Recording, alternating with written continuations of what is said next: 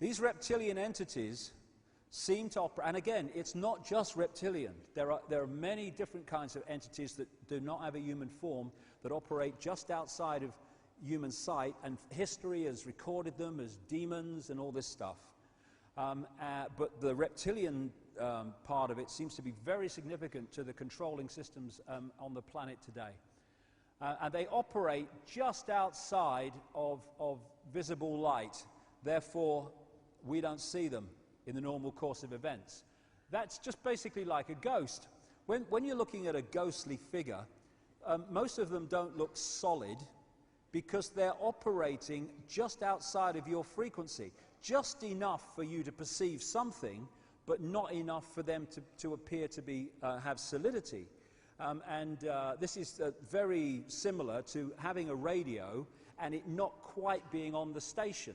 You can hear the station, but there's what we call interference, and it's not sharp. Visually, that's what's happening when people see these ghostly, ethereal type figures. So shape-shifting is not the movement from a dense physical body to a dense physical body.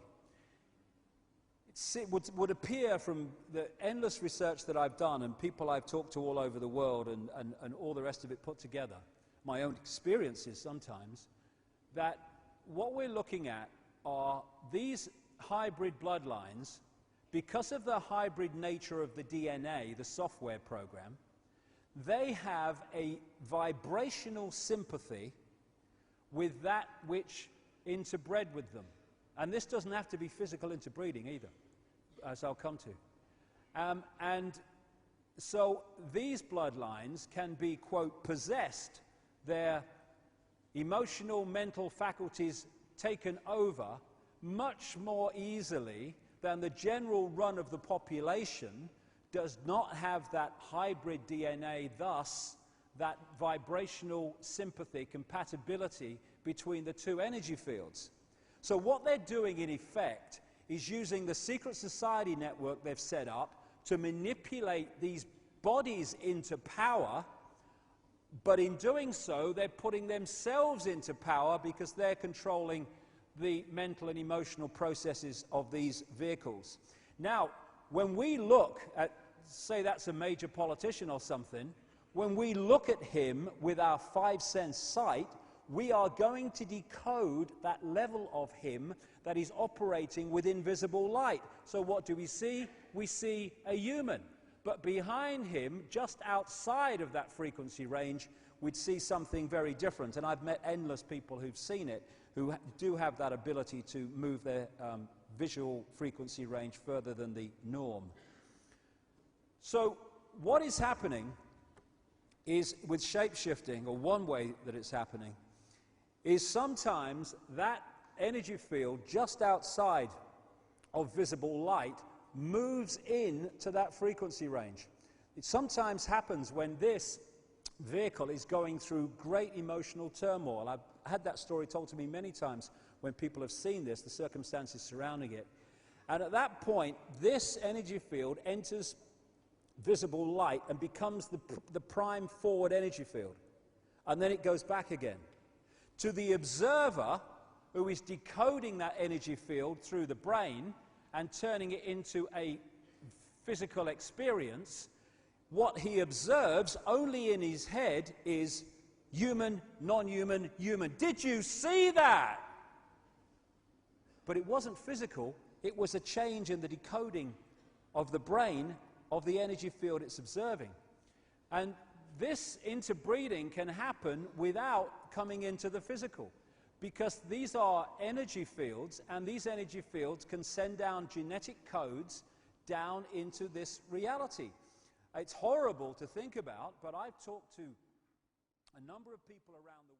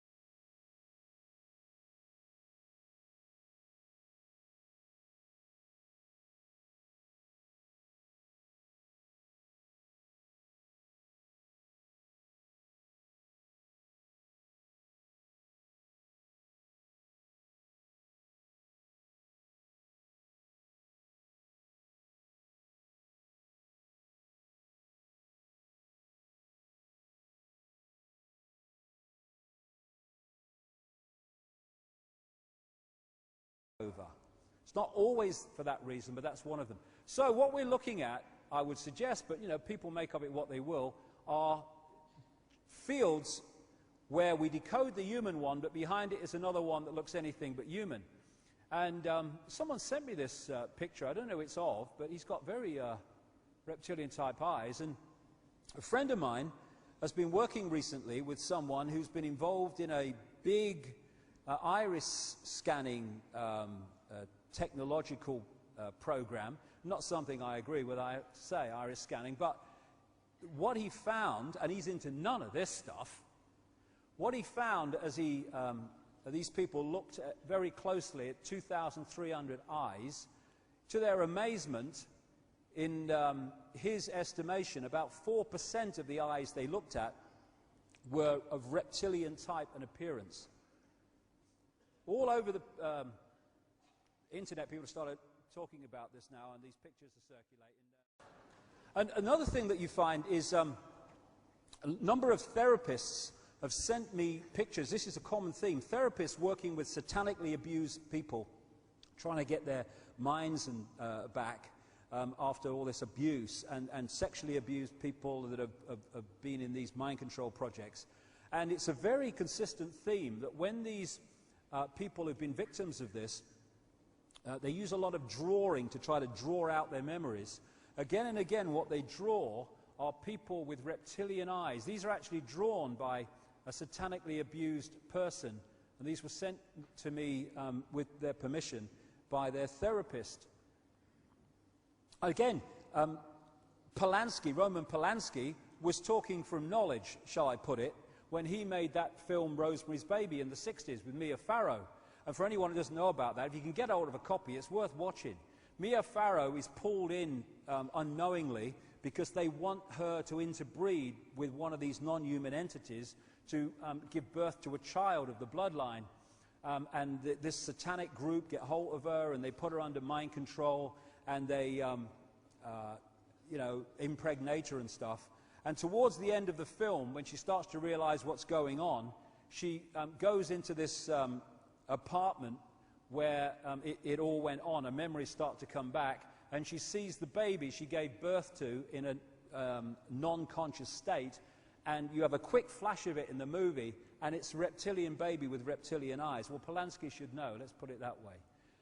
All the way through history, you have this theme of possession and of fighting the snake or fighting the dragon and all the rest of it. That's the theme I'm talking about, and it's the software hybrid bloodline, which has led to hybrid people, possessed people, being in positions of power. So you look at the human level. This story of reptilian gods from the heavens creating man is not at all uncommon. It in fact can be found in most every region of our planet. In Japan, emperors claim descent from dragon gods who came from the sky.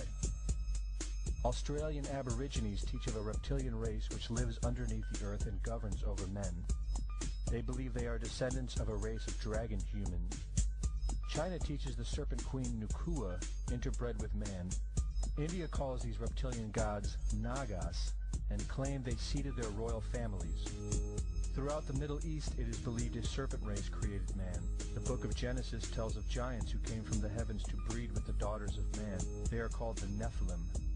In Africa, they call them Chitauri, children of the serpent. The royal kings of Africa claim descent from serpent gods who came from the sky. In South America, the Mayans teach that their ancestors were the people of the serpent. The Aztecs were said to be created by a serpent woman. In America, the Hopi Indians believe sky gods came to Earth to breed with their women and refer to them as their snake brothers. The word Sioux means snakes, and Iroquois means serpents. It seems the only places you will not find this historical story is where the history has been methodically destroyed. The descendants of King Anu in Sumeria and Babylon can be traced throughout time. The pharaohs of Egypt were from the bloodlines of the Babylonian kings.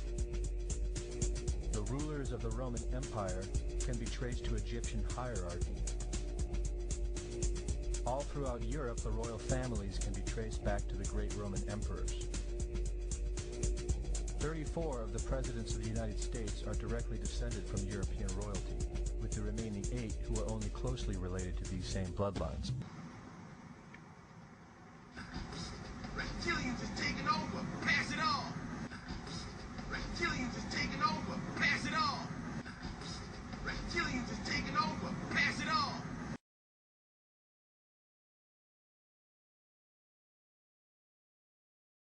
Something like that. There is a creature who amazes me called Darth Maul.